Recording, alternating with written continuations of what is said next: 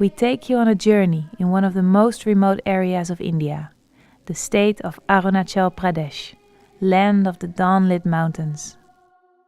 The Himalayan ranges that extend up to the eastern Arunachel separate it from Tibet. Arunachel is home to 43 tribes. They were very underdeveloped and in some ways cruel. Agriculture primarily drives the economy. It was treated as a reserve and for a long time practically closed to foreign influence.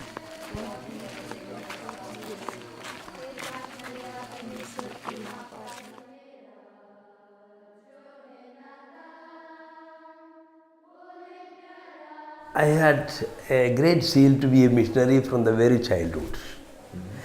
And I opted for this North India. I was a stranger for them and they were a stranger for me. And I did not know their language. But I took this as a challenge. I should not be strung back, but I must go forward. I took my every effort to learn the language and to learn their culture, to eat with them, to sit with them, to speak with them, to go to their houses.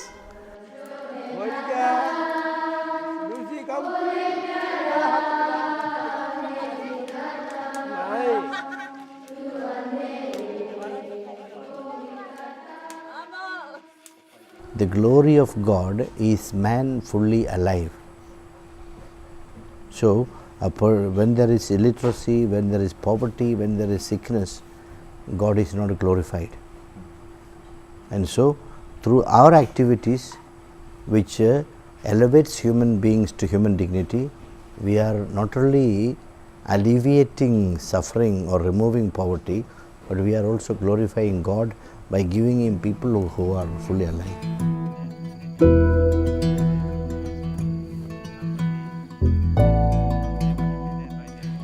In the Miao area, we met one of the first lay catechists. We learned that life was very primitive and there was no knowledge of hygienic care. Animals stayed in the house and people didn't know how to prepare food properly. The tribe was animistic and therefore they worshipped all kinds of objects from nature. 8 years ago he came in contact with the church and responded to the call of Christ.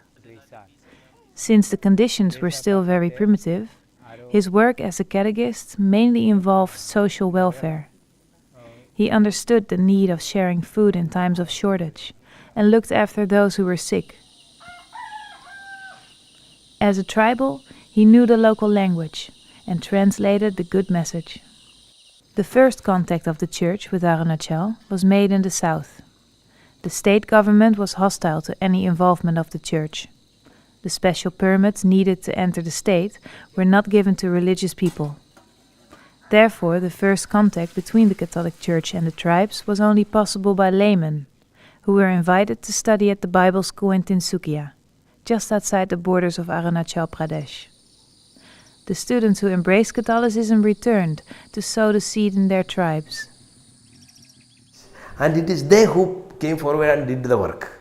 We are only just backing them, pushing them and encouraging them, continue to encourage them.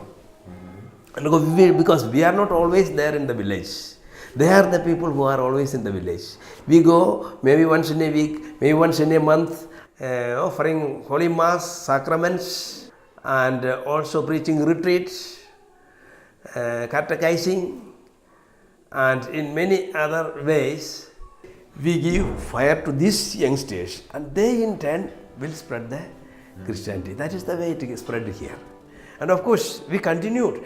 The work the missionaries had done, we continued. The concentration was on the people, and so the church grew and people became the part of it.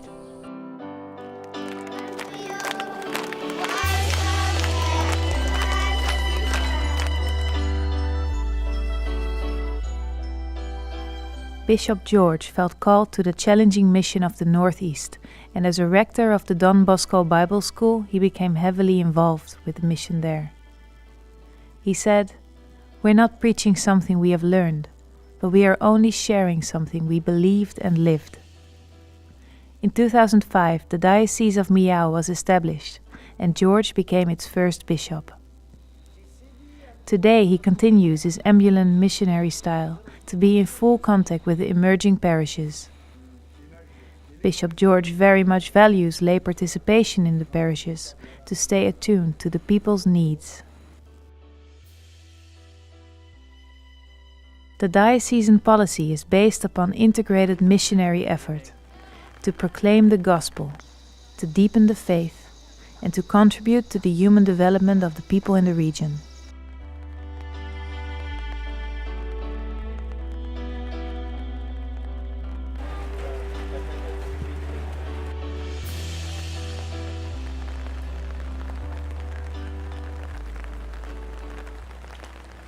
What I see is, by our intervention, a lot of change is taking place in the people, which we can really notice.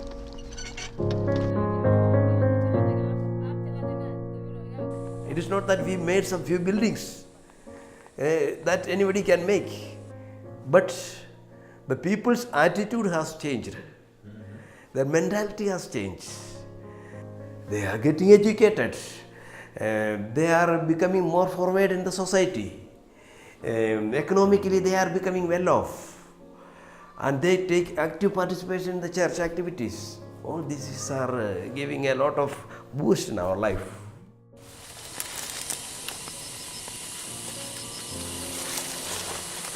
Three separate institutions have been set up. Seva Kendra for human development, the John Henry Newman Foundation for the education, and the Foundation for the Preservation and Promotion of Tribal Cultural Heritage.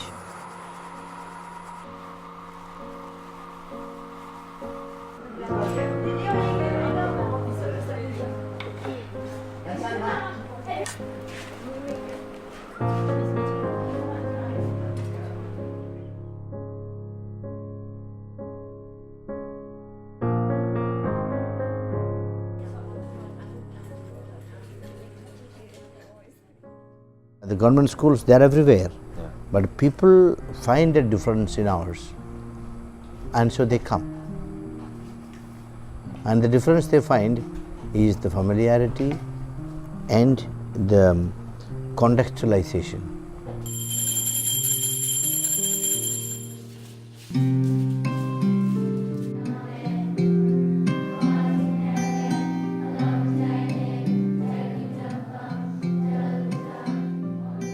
My whole interest when I teach in Arunachel is only that Arunachel doesn't lack anything, no? Doesn't have anything less than any other states, but only thing they have not seen the scope to which they can grow. So get the people to dream that scope so that they come back to do something great.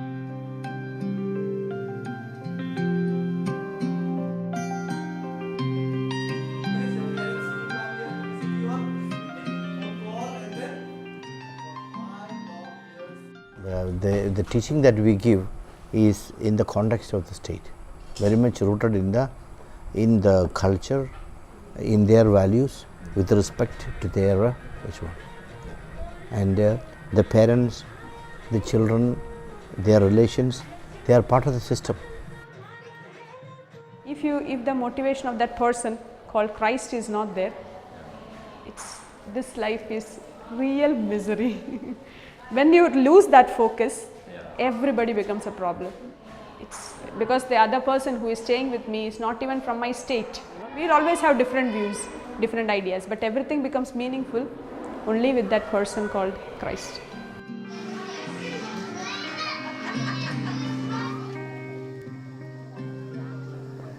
Another challenge we have is the school, to run the school. If we have to go 881 kilometers from here to go to the main town, from where we can purchase things for any construction, for anything, even food items. So to running a hostel and starting something new is not that easy. And we have to pay to the teachers, and their teachers are to be brought from faraway places like Assam, Manipur and all that. So we have to pay them. But at the same time, children are not able to pay properly the fees because they are really poor. If they are really poor and they cannot pay, how to send them away? That we cannot do. We tell them that we will have to go, we will send them and all, but we will never send them. We keep them, give them maximum education, we try maximum to give them maximum help because they have no other way.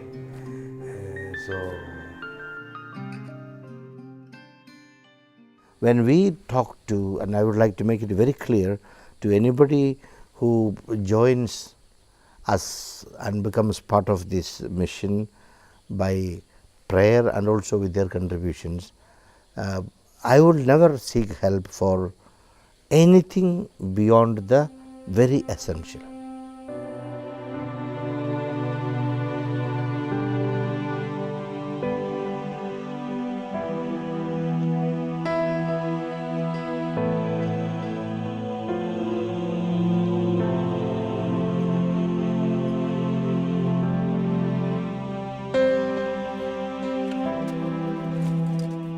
The tribes in the northern part of the state are of a different social type.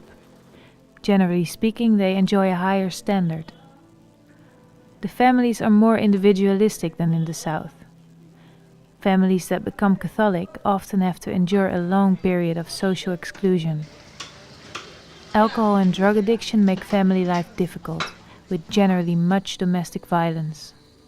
The missionary effort in this part of the state is challenging, and not without setbacks and moving stories of endurance and courage. The Diocese runs special programs to empower women and to help children cope with the deficient family life at home. We spoke with Sarah, who shared with us her sincere feelings. I don't know the solid bit of prayer, but actually the words don't really matter to me. When I pray to Jesus in my own heart, with my own words. What saddens me the most is that we only have 2 times a year Holy Mass.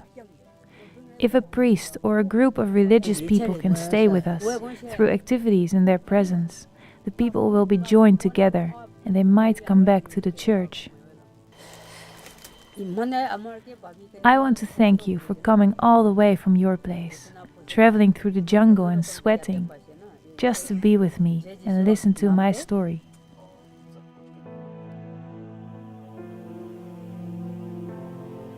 On the way to China, we met a family who were baptized only 6 years ago. The moment they became Catholic, the villagers said, "Now you are different than us, so we consider you as outsiders." The villagers even told them not to live in their village anymore.